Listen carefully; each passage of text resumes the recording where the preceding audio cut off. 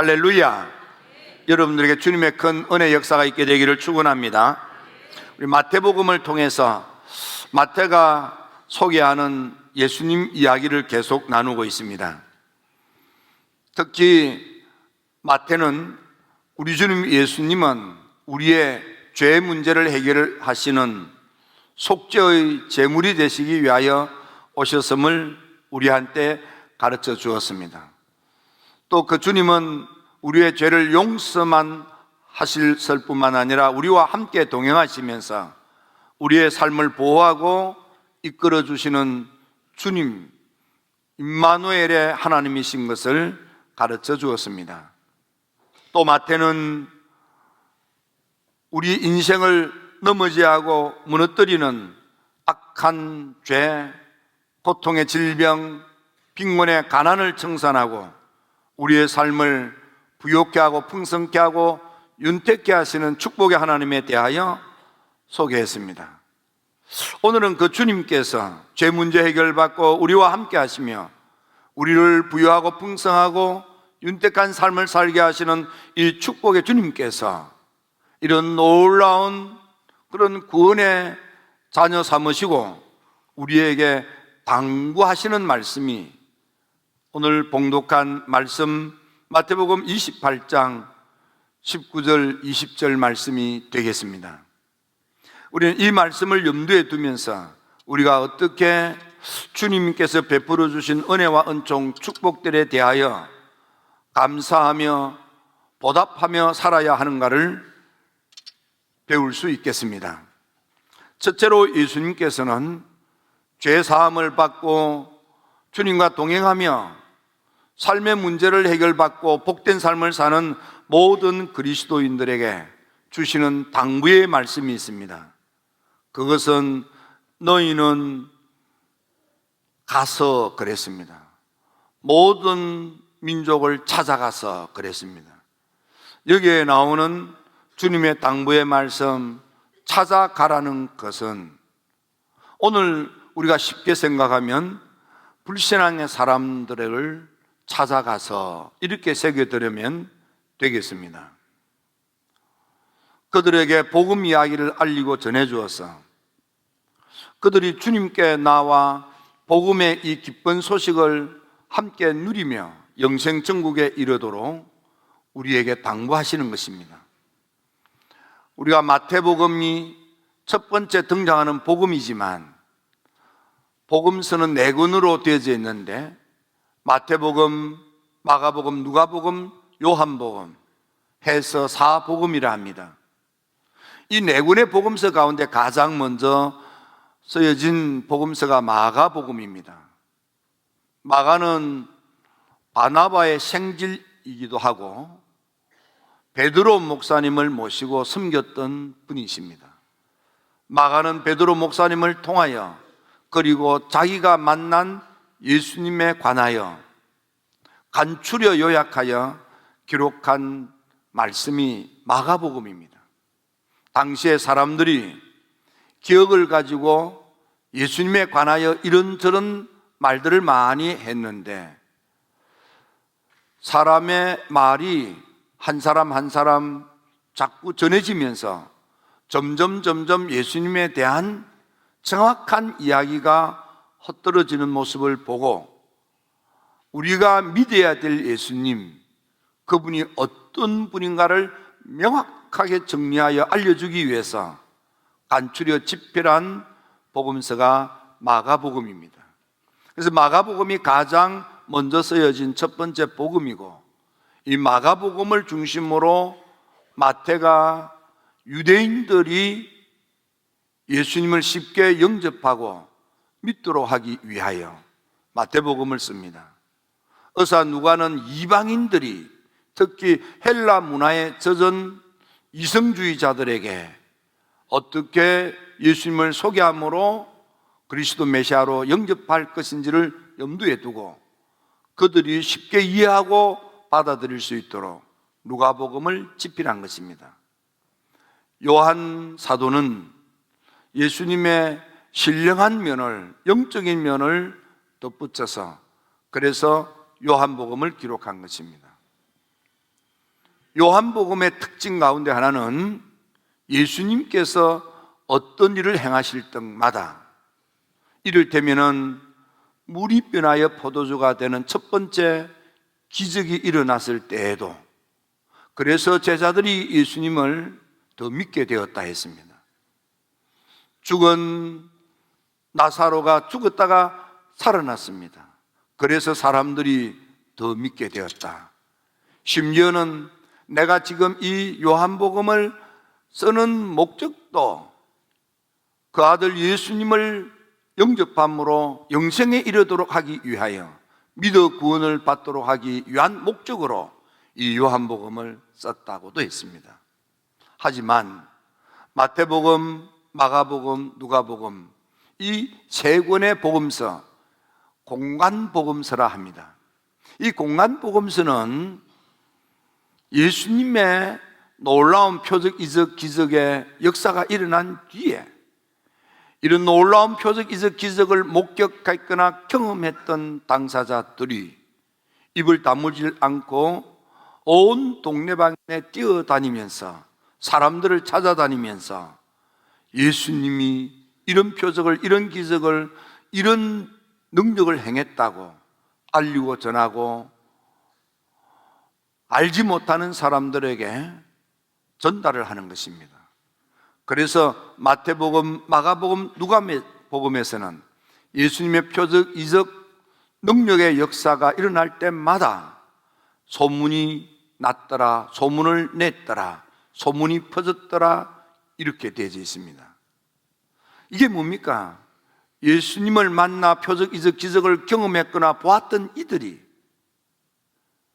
그 사건을 알지 못하는 사람들에게 찾아가서 알리고 전하고 말하고 다녔던 겁니다.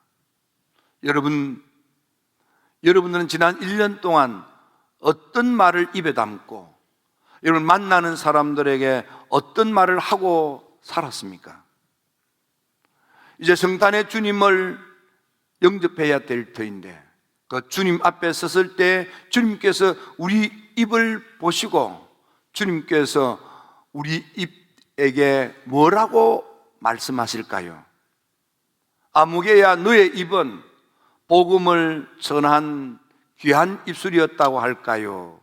아니면 세상 말을 입에 담고 말하고 다닌 속된 입술이라 할까요? 영어에 보면은 어떤 것을 보았거나 들었거나 경험한 것이 있으면 이걸 입 다물고 있지 못하고 눈으로 본 것, 귀로 들은 것, 자기가 경험한 것, 심지어는 거기다가 자기 생각까지 더 보태서, 그래서 그냥 입 다물고 있지 못하고 입이 건질건질해서 이 사람 저 사람 붙들기만 하면 물어보지도 않는데 어쩌고 막 그러고 다니는 사람이 있습니다. 그런 사람의 입을 가리켜서 빅마우스라고 그럽니다.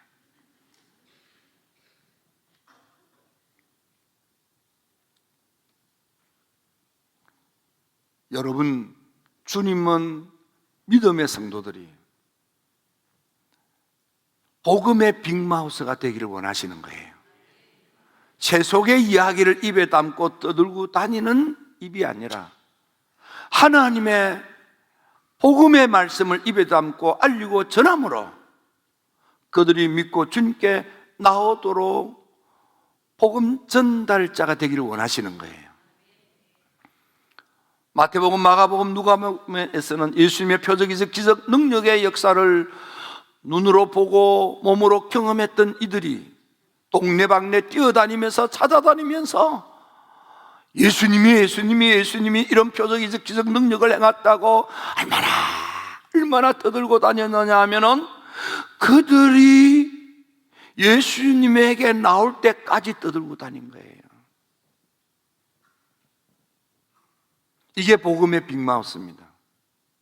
주님은 우리 믿음의 성도들이 복음의 빅마우스가 되기를 원하는 거예요. 요한 웨슬리 목사님이요, 은혜를 받고 난 뒤에 요한 웨슬리 목사님이 목회가 완전히 달라졌습니다. 그전에는 학식 있는 그리고 이성적으로 합리적인 그런 목회를 했습니다. 하지만 어떤 가마나 감동이나 거듭남도 없는 쭉정이 목회를 했습니다. 오순절을 경험하고 난 뒤 웨슬리 목사님의 심령에 타오르는 불이 복음을 알리고 전하는데 많은 주변 동료 목사님들이 웨슬리 목사님에 대하여 이렇게 저항했습니다. 거부했습니다. 아이, 우리 목사님, 웨슬리 목사님은 우리 교회 오시면 안 됩니다 하고 교회 방문도 거절했습니다. 그럼에도 불구하고 웨슬리는 찾아다니면서 복음을 전했는데 웨슬리 목사님의 뜨거운 불이 임했던 성도들이 감리교도가 되는 것입니다. 웨슬리 목사님이 그 타오르는 그 불을 나누주기 위하여 성도들 가운데 여러분 정말 복음의 사람이 되어 헌신하기를 원하는 사람은 자원하십시오 하고 불러 모았더니, 예를 들면은 영국의 수도 서울, 런던 그 지역에 있는 감리교도를 불러 모았더니 46명이 주와 복음을 위해서 살겠습니다, 복음만 입에 담고 말하며 살겠습니다, 이렇게 자원하는 사람 46명이 있었습니다. 웨슬리 목사님은 그들을 불러서 그래서 런던 지역을 23구역으로 나누고, 그래서 두 사람이 짝이 되어서 런던 도시를 23구역으로 나누어, 그래서 이 구역은 우리 두 사람이 책임지고 이 구역에 살고 있는 모든 사람들을 전도하겠습니다 하고 기도하고 불이 되어서 막 해집고 다녔습니다. 그래서 해적의 나라 영국이 은혜 받고 변하여 양같이 순한 신사의 나라로 변했던 것입니다. 콘웰이라든지 버스달 같은 데는 지역 주민이 한 3만여 명 살았는데, 이렇게 이 구역을 내가 책임지고 전도하겠습니다 하고 헌신을 각오하고 결단하여 나선 자원자 두 사람들이 막 열심히 뛰어다녔더니 3만여 명의 주민 가운데 한두 사람 빼고 다 믿고 구원을 받아 감리교도가 되는 놀라운 역사가 있었습니다. 웨슬리 목사님은 스스로도 그리고 자기 동생 찰스 목사님에게 은혜 받은 감리교도가 해야 될 본분, 은혜 받은 감리교도가 해야 될 유일한 한 가지 일, 복음을 알리고 전함으로 영혼을 구원하는 것이다 그랬습니다. 여러분, 지금까지 금년 1년 동안 얼마나 많은 복음을 입에 담고 알리고 전하는 복음의 빅마우스가 되었습니까? 남은 이 연말 여러분들 마지막 이 순간만이라도, 오늘 예배 마치고 나갔어라도 내 가족, 내 친척, 내 친구, 내 이웃,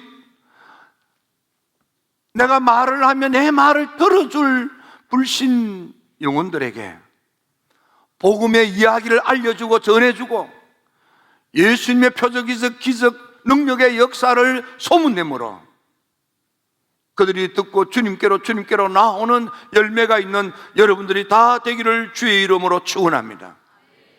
주님은 당부하기를 그들에게 가서 그들을 제자 삼아라 그랬습니다. 그들로 하여금 예수님을 만나 예수님을 보고 예수님을 닮아가도록 이끌어라 그 말이에요.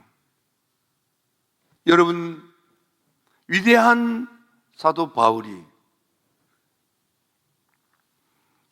믿음의 새 가족들에게 말씀합니다. 내가 그리스도를 본받은 것처럼 너희들도 날 본받으라 그랬습니다.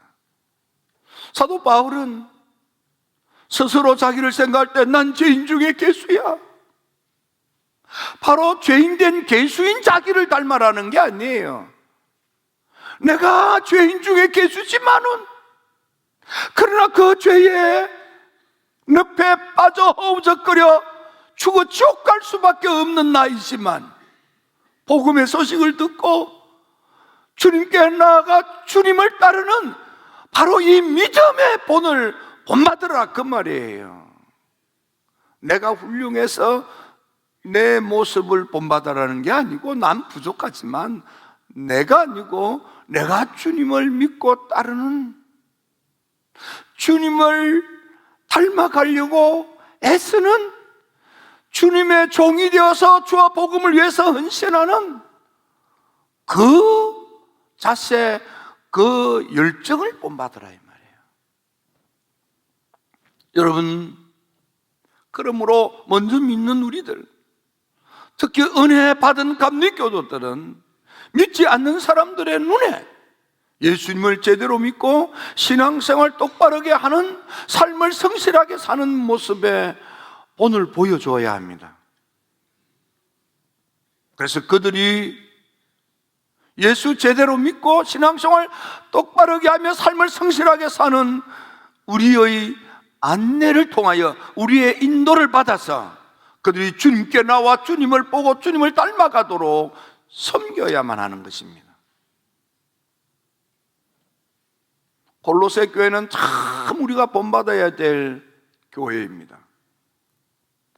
골로새 사람 두 사람이 어떤 일로 에베소 여행을 떠나게 됐습니다. 에베소에 갔더니 바울 목사님이 복음을 전하는데 성령의 은혜가 있다는 소문을 듣고 거기에 참여하여 예수님을 믿고 구원을 받게 됐습니다. 주경학자들은 한 석 달쯤 에베소에서 은혜 생활을 했다, 이렇게 추측해서 말하는 이도 있지만 그건 잘 모릅니다. 그리고는 은혜 받고 고향 마을 골레소로 돌아왔습니다. 그리고는 받은 은혜, 가슴에 타오르는 그 복음의 불길 때문에 입 다물고 있지 못하고 복음의 빅마우스가 되어서, 아마 짐작하기인데 빌레몬 같은 경우는 큰 부자였습니다. 그래서 아마 사업자 가서, 다른 데 같으면 에베소는 그때 당시에 세계적인 사업 도시입니다. 국제 무역의 중심입니다. 그래서 물건을 띄어와 가지고 골로새에서 장사를 하면서 이것 좋습니다, 이것 사세요, 저것 좋습니다, 이것 사세요, 이거 써보세요, 이렇게 하지 않았겠는가 짐작이 됩니다. 그랬던 이 빌레모니가 이번에는 물건 띄러 갔다가 돌아오더니 세상에 사업하는 장사 이야기 하지 않고 예수님 이야기를 하기 시작하는 거예요. 그래서 사람들을 막 자기 집에 끌어모으는 거예요. 그리고는 정성을 다해서 아내와 자녀가 막 대접을 하면서 불러모으는 거예요. 자기 집을 중심으로 하나님이 주신 물질로 막 대접하고 섬기면서 우리 집에 한번 와봐, 우리 집에 한번 와봐 하고 막 집으로 불러 모으는 거예요. 그리고는 에바브라 디도가 빌레몬이 불러 모은 빌레몬의 집에 모인 사람들에게 예수님 이야기를 조근조근 들려주는 거예요. 그랬더니 이 골로새 교회가 한속이 되고, 그 속도원들이 힘 모아서 또 복음 이야기를 알리고 전함으로 사람들이 꾸역꾸역 모여들어 한 속이 두 속 되고, 두 속이 네 속이 되고, 교회의 규모를 갖추었습니다. 그러자 이 골로새 교회가 우리 도시만 전도할 것이 아니다, 여기 라우디비아 교회도, 여기 히에볼리아에도, 옆에 도시에 여기도 속회로, 여기도 속회를 개척하자, 속회를 개척하고 또 그 속회가 불어나서 그게 라우디기아 교회가 되고 히에라볼리 교회가 되는 거예요. 복음의 빅마우스가 헌신했더니 에베소 교회가 거기서 베풀었던 은혜의 불이, 빌레몬과 에바브라 디도에 붙었던 그 불이 자기 고향 마을 골로새를 복음화하고 이웃도시 라오디게아 도시를 복음하고 또 다른 이웃 도시 히에라볼리 교회를 복음하고 복음이 이렇게 확산되는 복음의 빅마우스가 되는 헌신자가 복음이 세계화되도록 역할을 했던 것입니다. 그래서 웨슬리 목사님은 은혜 받은 감리교도는 오직 한 가지 할 일만 있다. 이것이 본분이다. 이것이 웍이고 이것이 잡이다. 복음을 알리고 전하고 말하는 거예요. 언제까지? 그들이 죽게로 나올 때까지. 우리 힐답의 성도 여러분, 여러분들 주변에 있는 많은 사람들을 예수님 이야기 알리고 전하여 그들의 발걸음이 주님께로 나올 수 있도록 이끄시기를 주의 이름으로 축원합니다. 이것이 주님의 당부입니다. 세 번째로 주님은 그들이 아버지와 아들과 성령의 이름으로 세례를 받도록 하라 했습니다.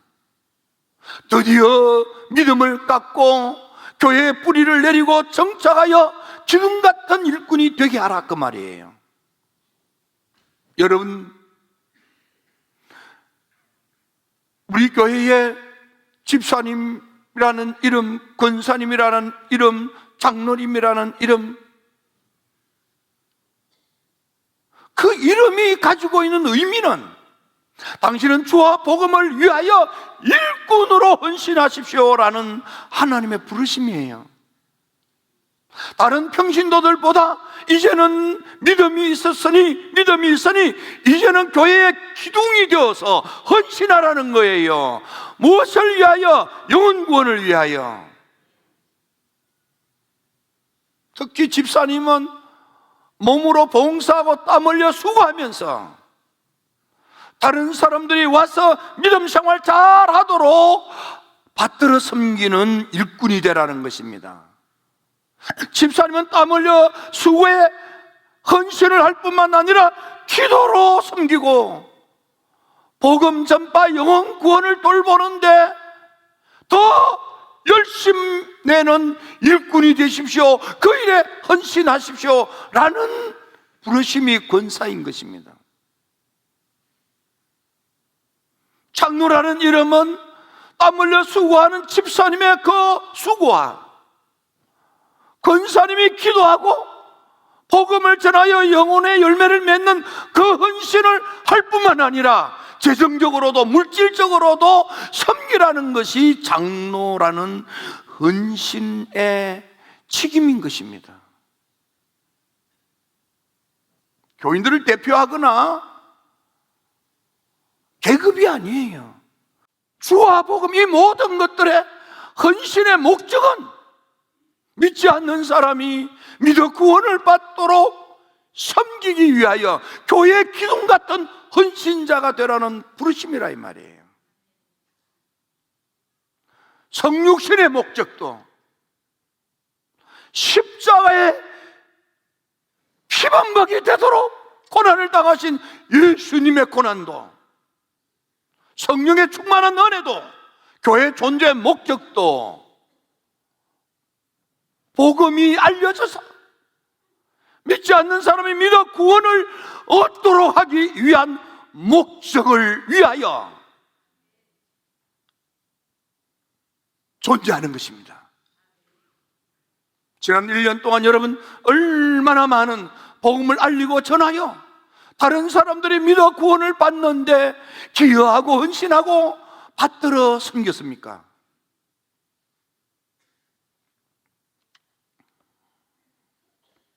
주님은 우리 힐답의 성도 여러분들이 마지막 가장 예수님의 복음적인 교회의 복음적인 성도가 되기를,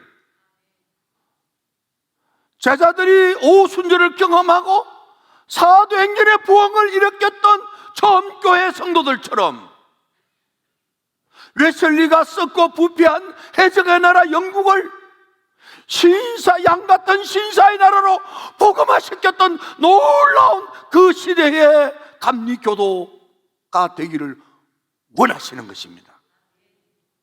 우리 일탑의 성도 여러분, 우리가 보험적입시다. 우리가 사도적입시다. 우리가 감리교적입시다. 우리에게 희망이 있습니다. 우리가 해야 될 일이 있습니다. 우리가 이 일에 헌신할 때에 한국교회의 미래가 있습니다. 기도드립니다. 좋으신 아버지 하나님,